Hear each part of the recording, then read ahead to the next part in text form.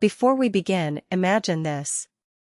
You return from the pharmacy and find strangers measuring your grandmother's living room. They say the house has already been sold. Your grandmother says she never agreed. Listen carefully. This is my family sold grandma's house while I cared for her. When I opened Grandma Rosa's front door, a man was measuring the wall beside her family photographs. A woman in a beige coat stood near the fireplace with a folder. Two strangers were discussing where their sofa would go. I was still holding Grandma's medicine in a paper bag. "Excuse me," I said. "Why are you inside this house?" The woman smiled politely and introduced herself as Leah Morgan. Then she said 6 words that made the room feel cold. "We bought this house last Tuesday. My name is Emma Rivera. I was 31, and I worked 4 mornings each week at a medical clinic. During the afternoons and evenings, I cared for my grandmother. Rosa had lived in that blue house for 46 years. The house was not rich or perfect. One stair made a loud sound. The kitchen window was difficult to close. But every room held part of our family. My mother learned to cook there. I slept there during school holidays. Grandma planted every rose beside the porch. Most relatives visited on birthdays and holidays. They brought cake, took photographs, and left before the dishes were clean. I bought groceries, organized medicine, drove Grandma to appointments, and listened to the same stories many times. I did not mind. Her stories made the house feel alive. That spring, water began falling through the ceiling near the back bedroom. A builder said the roof needed repairs before autumn. The price was more than Grandma could pay at once. I suggested a small bank loan, but Grandma worried about monthly bills. My Uncle Victor arrived the next Sunday with a confident smile and a blue folder. He was Grandma's oldest son. He wore a charcoal jacket even at family lunch. Victor said he knew a company that offered simple repair loans for older homeowners. "You will stay in your house," he promised. "The roof will be safe, and the payments will be small." Grandma asked him 3 times if the house would remain hers. 3 times, Victor said yes. A week later, he returned while I was working. Grandma later told me that the papers were long and the letters were small. Victor placed little yellow arrows beside 4 lines. He told her those were the only places she needed to sign. Grandma tried to read the first page, but Victor said the builder was waiting and the offer would end that afternoon. He turned the pages quickly.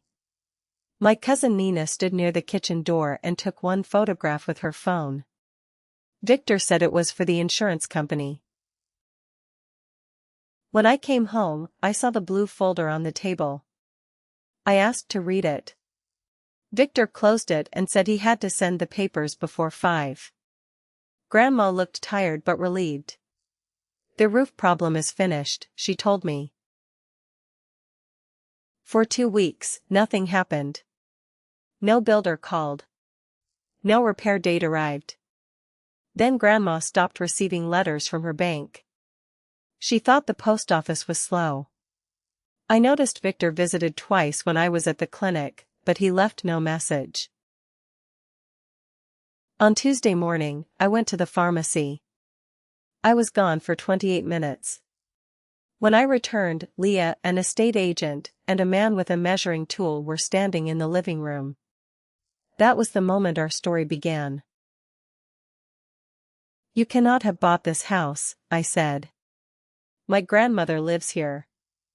Leah's smile disappeared. She opened her folder and showed me a sale agreement. The address was correct. The price was far below the value of the house. At the bottom of the final page was Grandma's signature. Victor's name appeared beside it as the family representative. The closing date was next Friday. After that day, Rosa was expected to leave the home where she had lived for nearly half a century. Grandma entered slowly from the garden, holding her wooden cane. She looked at the strangers, the measuring tape, and the open folder. "Emma," she asked, "why are these people moving my pictures?" Leah spoke gently. "Mrs. Rivera, did you agree to sell us your home?" Grandma's face changed. She sat down without removing her gardening gloves. "No," she said. "I signed papers for the roof." Victor said they were for the roof. I called Victor immediately. At first, he did not answer. On the fourth call, he said Grandma was confused. He claimed the house cost too much to maintain and the family had made a necessary decision. "Which family?" I asked. "Rosa is the owner." Victor became angry. He said I was only a granddaughter and did not understand money. Then he told me not to contact the buyers again. He ended the call. Leah looked shocked. She and her husband had already paid a large deposit. They had sold their apartment because they expected to move into Grandma's house. We were on different sides of the agreement, but suddenly we both understood that someone had lied to us. The estate agent called his office. He said the sale could not simply disappear, but the closing might be paused if we showed evidence of fraud. We had only 9 days. Grandma's signature was real. We had to prove that her agreement was not. That evening, I searched every drawer for the repair papers. The blue folder was gone. The bank letters were gone too. Inside a basket beside the telephone, I found 3 empty envelopes.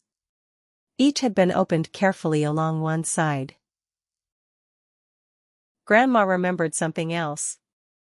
On the day she signed, Victor had asked her to make tea. When she returned, the order of the pages looked different. She had mentioned it, but he laughed and said the pages had fallen onto the floor. I checked her calendar. Beside that date, Grandma had written, "Roof papers with Victor, 2:30. She never wrote the word sale.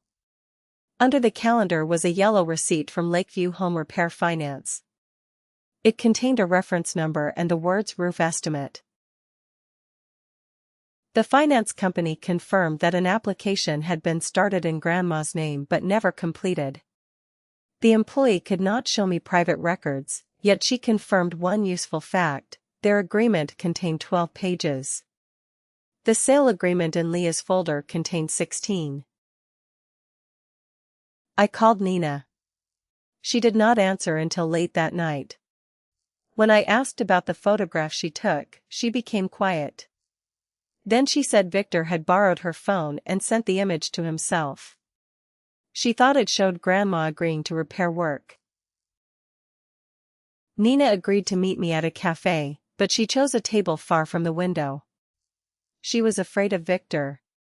He had helped her with rent the previous winter, and he often reminded her about it. She believed she owed him silence. On her phone, the old photograph was still inside a deleted message folder. It showed Grandma signing a page at the kitchen table. The blue folder was open. Behind the signed sheet, the first page clearly said Home Repair Finance Application. Nina also found a message from Victor sent 10 minutes after the photograph. It said, "Do not send Rosa the first pages. I will make one clean file." Nina had thought he meant the insurance file. Now the message sounded completely different. Leah brought her sale agreement to a lawyer named Miss Patel. We placed Nina's photograph beside the printed contract. The signature page looked the same, but its page number said 12 of 12. In the sale file, someone had changed it to 16 of 16. The type around the number was darker than the rest of the page. The date on one page used a different style. Miss Patel said these details did not prove everything alone. Together with the repair receipt, the message, and Grandma's calendar, they were strong enough to request an emergency pause. The next morning, the closing company stopped the sale while the documents were reviewed. Leah and her husband would not receive the house. Grandma would not be forced out on Friday. For the first time in days, I could breathe normally. Victor came to the house that evening. He pushed through the door and accused me of destroying the family's future. He said the sale money would pay Grandma's bills and leave something for everyone after she died. Grandma was sitting at the kitchen table. The same yellow arrows from the signed papers were beside her teacup. She looked directly at her son. "You were planning my death while I was making you tea," she said. Victor said he had done what was practical. He admitted mixing the pages, but he insisted Grandma would have agreed eventually. Nina began crying. I wanted to shout, yet Grandma raised one hand and the room became silent. "Maybe this house is too large for me now," Grandma said. "Maybe I will sell it one day. But that decision is mine. You did not protect me, Victor. You removed me from my own life." The police and the closing company received copies of every document. The deposit was placed under review, and Victor faced an investigation. Leah and her husband did not recover all their costs immediately. Grandma's roof still leaked when it rained.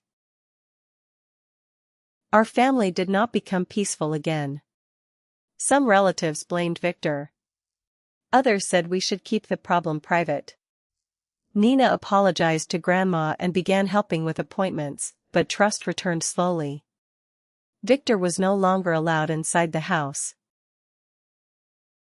3 months later, Grandma surprised me. She asked to visit a small apartment near my clinic. It had an elevator, wide doors, and a sunny balcony. There was enough space for her favorite chair and 6 pots of roses. This time, Grandma chose the estate agent. She chose the lawyer. She read every page with a large magnifying glass, and I sat beside her without touching the papers. The blue house was later sold for a fair price to a family she met herself. On moving day, Grandma stood in the empty living room. The marks from the stranger's measuring tool were gone. She placed the old brass key in my hand, then took it back for one final moment.